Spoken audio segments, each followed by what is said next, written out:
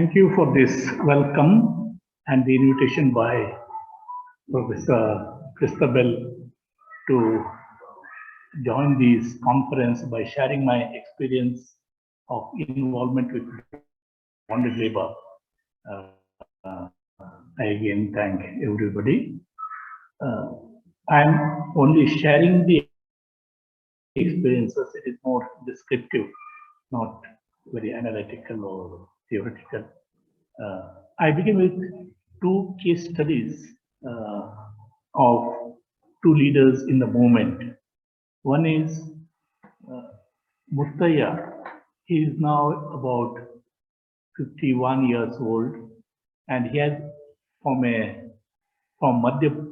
Mandya district in a village called Gopanhalli. He was a bonded laborer since he was 12 years old and worked as a bonded laborer for 15 years. And then in 1994, he got in touch with JEEVIKA activists, and then he filed his papers for liberation and rehabilitation, but he did not get any government grants. But then he continued to associate, join the various meetings, trainings, programs, protests, and eventually he became a leader in his own village, then at the taluk level, and now he's the vice president of the state level. We have a union of bonded laborers called Karnataka Jeeta Mattu Krishi Karmikara Okkuta. And he has, now in his taluk, unfortunately, there were not many activists. And though he is almost semi-literate, with himself a bonded laborer, and when he came out on his own, he decided after the various trainings that he went through that continuing as bonded laborer is not the right thing, and somehow managed to come out of bondage, then secured some lands on mortgage, started cultivating, and now on his own, he helps freeing many bonded laborers. In 2018, he was instrumental. In 2017, he managed to get relief certificates to 36 bonded laborers in the taluk he hails from, that is Maddur.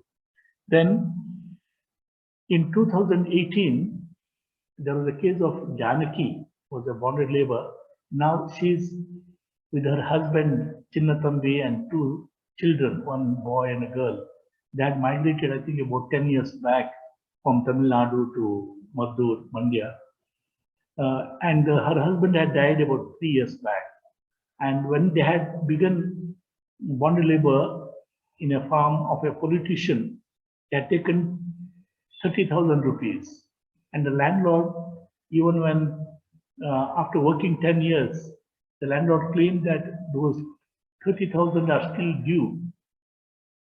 And he made Chinnatami's wife Janaki to continue as bonded labor. Then sometime 2018 in August, she fell severely ill, and the landlord did not allow her to take rest. And she also came in touch with Muttaya. He wanted Muttaya to get her released from bondage, and Muttaya was making plans to how to get released from the SDM, subdivisional magistrate. But meantime, when she was sick, she had gone away into a close by village of a relative. She was staying there, and the landlord, I think after a few days, came to know where she was, and he came there in the early hours of a particular day and literally dragged her from her house, took forcefully. He came along with their companion, pushed her into his car and took her away. And that was the time somehow that message got leaked. The videos were taken, and immediately Muttaya got into action, made the DM and the police to take, and then she is free now, and he managed to get a job in the social welfare hostel. Similarly, he got release certificates to 42 bonded laborers in 2019. And there was another case of another bonded laborer. He was given a house built from the government grant, but the landlord had kept the documents for himself, with himself. And again, he also had, I think, absented for a few days from the farm, and the landlord threw him out of evicted him from his house. And again, that our JEEVIKA activist got it. The story became public, and the officials came to the village to inquire, to make report. And Muttaya also was there, and he was really manhandled by the gundas of the landlord. And then another case, recent case, 2020, one woman, Renukamma, she was bonded labor for 35 years just for food. And she had developed some malignant tumor on her chest. And then the house lady threw her out, fearing that she may have to shell out more money to give her treatment. And again, Muttaya took up her cause, and now she is free, and is getting the rehabilitation grants. Similarly, another case I speak of, another bonded labor, whomself, that is Narsimappa, from a neighboring, from Shilgatta Taluk in Chikbalapura district, north of Bangalore. Now again, he was a bonded laborer. His family, his grandfathers, they were all bonded laborers. His grandfather had 4 children, and all the 4 sons were bonded laborers. And his father came to a particular village as a bonded laborer, worked there as 8 years, and the landlord, I think after his diligence, seeing his diligence, made him to get married in the village, and he was settled in that village where Narsimappa is staying now. It is called Kolali. And then when he was born and he got admitted to the school, but from the almost, I think he was admitted also a little late in his age. Then from the very, though he was admitted to school, almost absent himself to get some extra income for the family. And then he somehow managed to complete 5th standard, but at the 6th standard he was detained, saying that that he had not enough attendance. Then he repeated the following year and passed the 7th standard, but he could not get into 8th standard because of old age. Then he had to go get the DM's permission, but he was not able to do because the town was far away, could not manage the money. And then when he was in the 9th standard, his mother fell sick. His older sister was married, and the family had to take a loan of 20,000 to give treatment to the mother. And Narsimappa had to drop out of the school and to repay the loan. And there he worked for 5-6 years, and then afterwards he got married when he was 22, and then he could not manage his family. Again, he took another loan, and then in this second loan, it was from a stone quarry, and he started learning the work of breaking stones and made good money. But for some time, he still continued as bonded labor. Then his eldest son, he had 2 sons. When he was 9 years old, he had some very severe illness, and again he had to be taken to a big hospital in Bangalore and some operation, 20,000 rupees, but he did not survive the treatment. 2011, he got in touch with our youth activists. He started attending the meetings. He was actively taking part. Then from 2012, he gave his own application for his release and rehabilitation. And from 2013, the activists again in that area were not there, but he single-handedly, as a bonded laborer who himself was eager to get his release certificate and rehabilitation grant, he helped.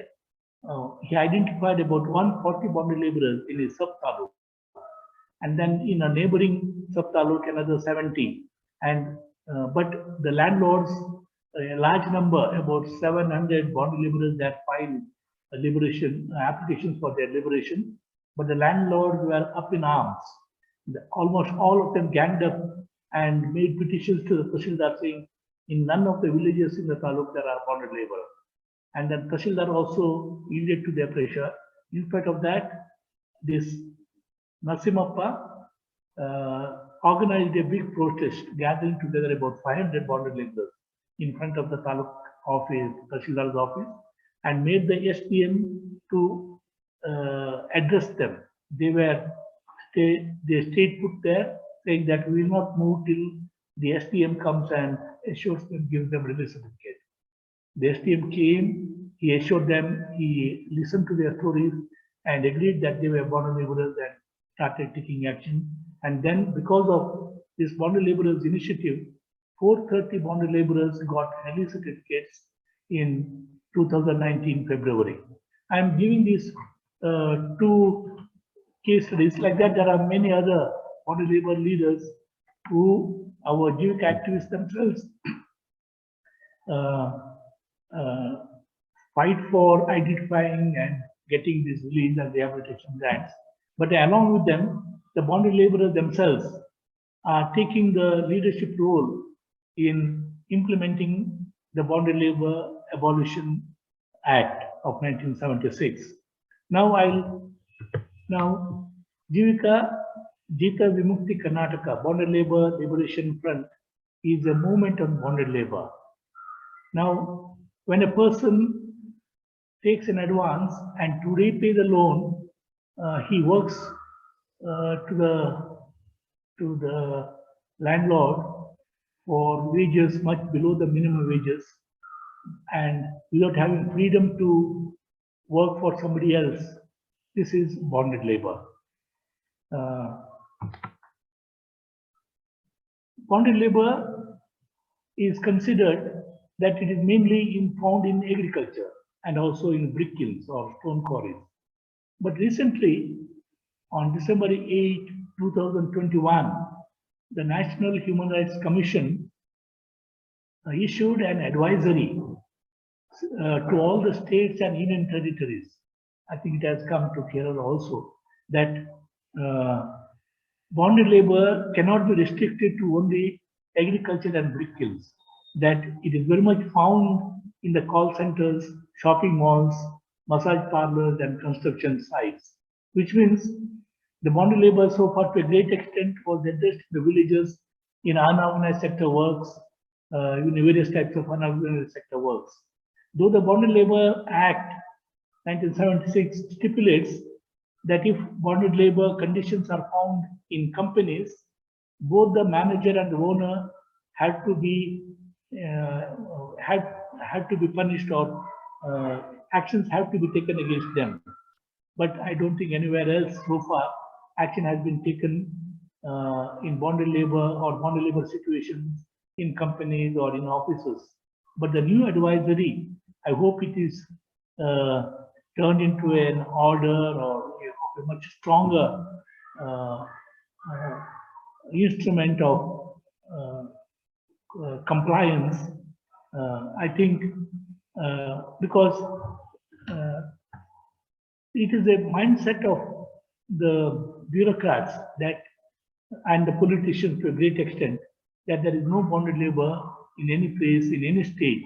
Almost all the states take this stand, except in the places where the bonded laborers or groups or organizations taking up the cause of bonded laborers, then on their pressure only they take some action. But in this context, therefore, when bonded labor is being denied, and denied even in traditional or village rural areas, now the present advisory by the NHRC, I think, is a great fillip to the work on bonded labor, because the conditions of depressed wages, I think, I don't think any sector, whether unorganized or organized sector, and now much more the what you call contracting out in various even in established industries, the phenomena of contracting out, which, and then the migrant labor, the conditions of bonded labor are very much increasing, and especially in this context of COVID-19, where much of work is not available, that we don't have the hard statistics. We have yet to get the picture, ground level picture, how much COVID has impacted on the bonded labor situation. But if we go by the advisory of the NHRC, I think lot of work is there to in regarding addressing bonded labor in various sectors, in various work situations. Now, another aspect of bonded labor I would like to highlight here. In India, bonded labor is very much linked to the caste system. I have a thesis that before the British came, bonded labor was part of the caste system, where in the caste system, each caste had its own task to perform, jobs to do.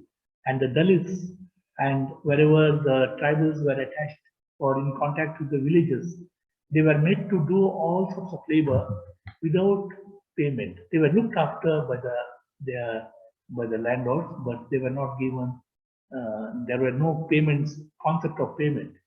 But with the British, when they, with their various economic policies like Land Settlement Act, the wage labor, cash transactions, and then investment in orchards and mining, this led to the freeing of labor from the caste bonds and get into sort of wage labor. They were paid and that too. Earlier, the wages were given in kind, and more the cash payments became the norm. And in terms of cash, when it is given, wages are given in kind, the needs of the person and the family are taken care of to a great extent. But when cash comes to the picture, the whole consideration is to give as least as minimum as possible, just to enable the worker to survive and continue to render his labor the following day. And therefore, when the wages, the cash is not sufficient to meet the needs of the bonded labor and his family, he would resort to advances, and the advances can't be repaid, and then the bondage for a long time, it was passed on from generation, it was intergenerational, whole families were bonded, and even, I think wherever in brick kilns and migrant labor and stone quarries, entire families also are in bondage. But in agriculture, we find more and more it is individuals who get into bondage.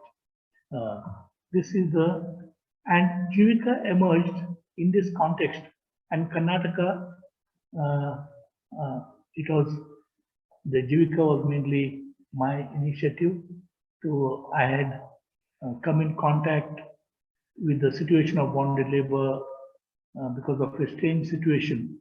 I was, after my postgraduate, I was keen to get into the lives of the Dalits in trying to bring about a change in their life. And I had come, after prolonged studies, I had come to my own understanding. I wanted to devote myself to in eradicating poverty or helping the poor. And in doing my search, I had come to conclusion or realization that in the Indian context, the Dalits and the tribals are the most poor in the Indian context, and most poor, most marginalized and vulnerable. And the best way to render social service or help to the poor is by what Paulo Freire's terms, conscientization and organization, making people aware of their own problems, and through their awareness, build up their leadership, and through their leadership to make them address their own problems and find solutions. And that way, I was finding a way to get into the lives of Dalits, and that was in 86, I got into a village, and while that was the time when our earlier form of present Gram Panchayat Act, Karnataka had a very progressive, much more progressive than the present one. It was called Mandal Panchayat, Taluk and Singha Panchayat Nayam Mandal Act, and the elections were announced in 87. And we were going around villages, a group of Dalit youth, wage laborers, college students, high school students, going around villages giving the provisions of the Panchayat Raj Act, which has at the Gram Panchayat level, the elections are held are apolitical. That is, no political party can contest in the elections. Therefore, we are giving knowledge to the village people, to the Dalits, about the provisions of the Panchayat Raj Act and asking them to put up their own leaders without getting into or without being afraid of anybody. And we were doing this within a few days. There was a big commotion in the village where I was, and in the early morning there was some gossips that the high castes were threatening the Dalits that I should be sent away with the village. But the Dalits stood firm. Then ultimately, that was sometime in 87, February or so. Sometime in July, there was a social boycott in the village I was staying on the Dalits.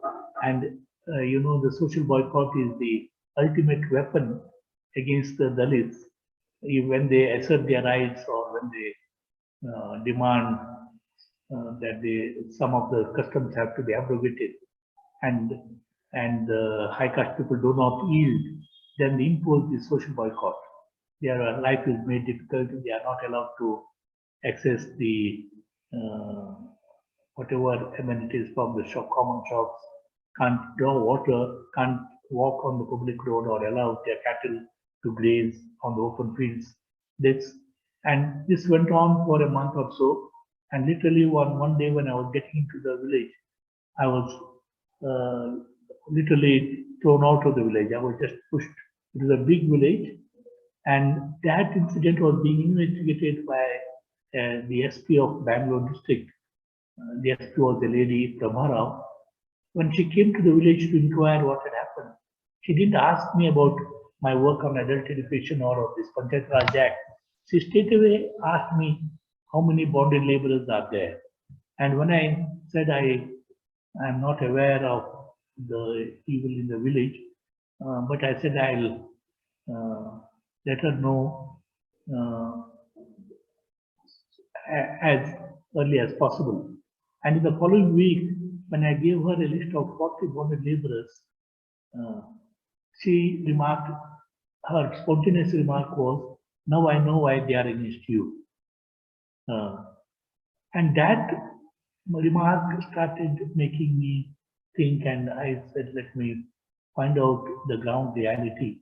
And I also came to know that the Karnataka government officials were declaring that there is no bonded labor, that they have wiped out the system. So I went around entire taluk and got the data about 700 bonded laborers. And in 1990, the data was presented to the Legislative Assembly to a member of Legislative Council, who was a great Dalit leader, was the founder of Dalita Sangarsha Samiti, the Dalit movement in Karnataka.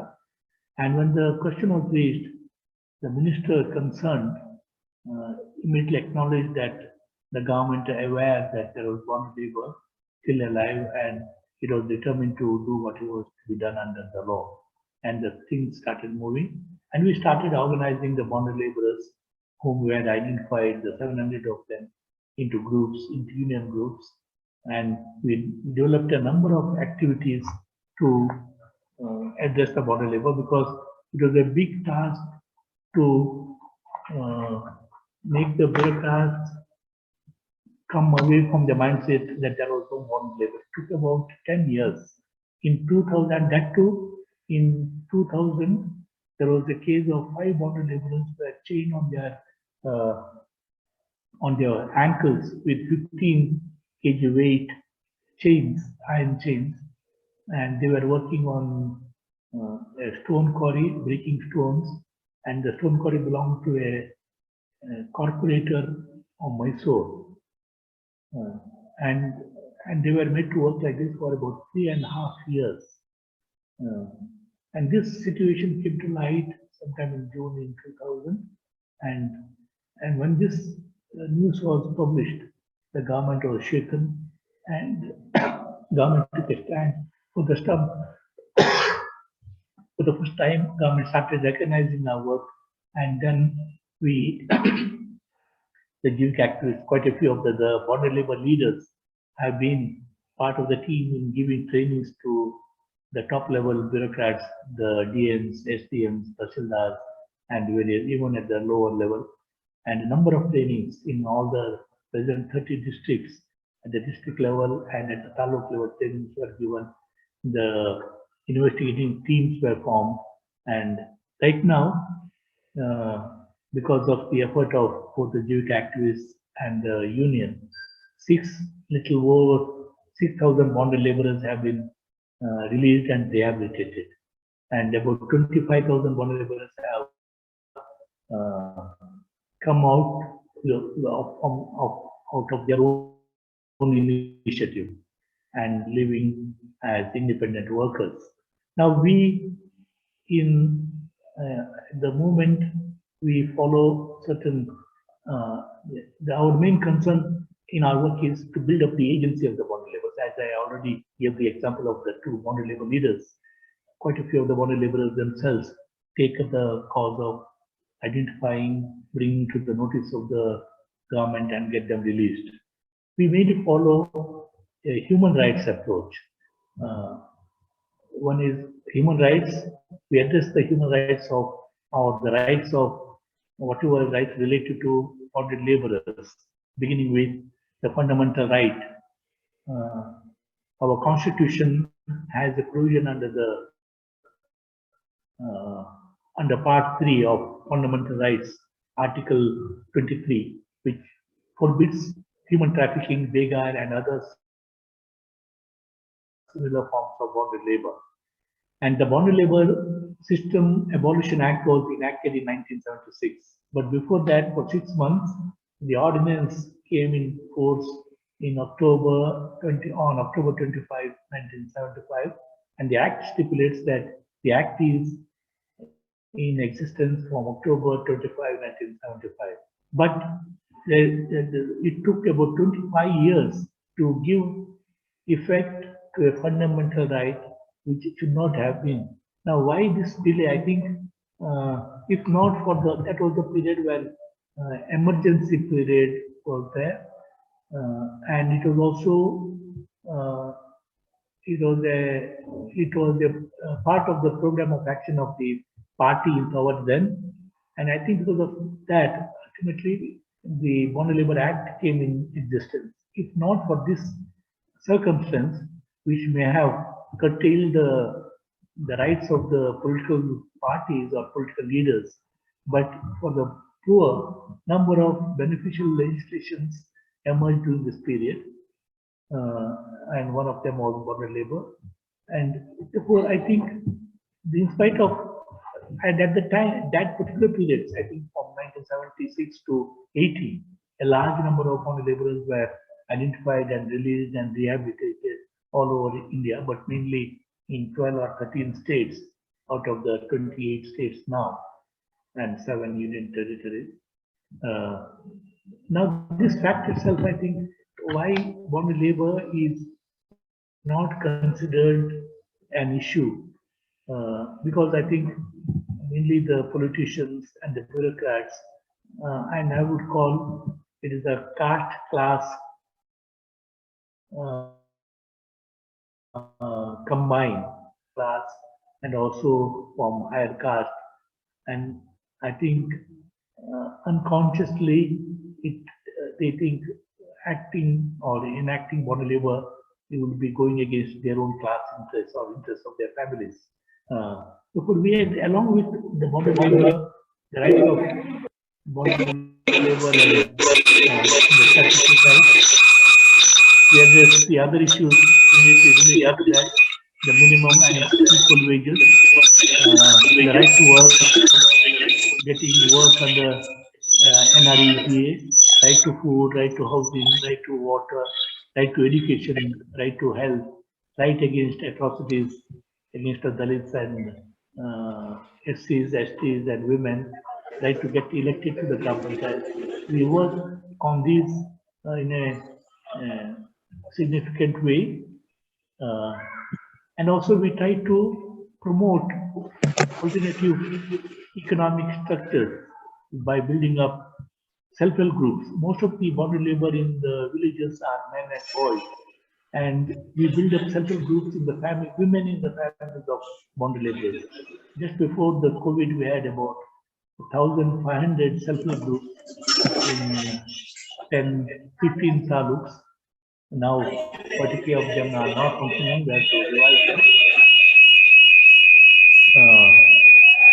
Yeah. And we are deliberating on promoting, making these self-help groups into cooperatives and making not only bonded laborers and all the vulnerable, the poor and agriculture workers get into cooperative activities so that on equal terms they produce and share the wealth they create. I think I'll stop with this.